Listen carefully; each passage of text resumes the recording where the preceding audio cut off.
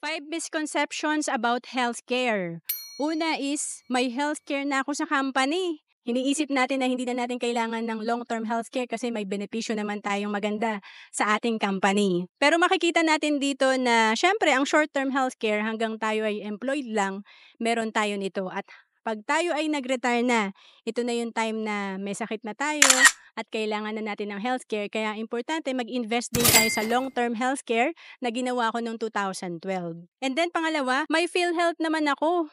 Iniisip natin na okay na tayo pero alam mo ba ang sinasagot ng PhilHealth nasa 15% to 20% lang ng hospital bill natin. Pangatlo, may savings naman ako. Siyempre kahit na malaki ang savings natin, malaking tipid pa rin pag tayo ay may healthcare na magagamit pag tayo ay na-ospital. And then pang-apat, ang mahal naman ng healthcare. Para sa mga mahihirap, expense ang healthcare. Pero alam mo ba, ang mga mayayaman, kumukuha ng healthcare kasi naniniwala sila na ang healthcare ay investment.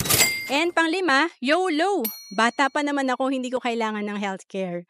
Tandaan natin, ang healthcare or insurance is a privilege. Ibig sabihin, pwede lang tayong kumuha nito pag tayo ay insurable or malakas pa. Pero pag tayo ay may sakit na, syempre kahit may pera pa tayong malaki, hindi na tayo pwedeng kumuha ng healthcare. To know more about savings and investment, message mo lang ako sa FB, Roancelis Capistrano.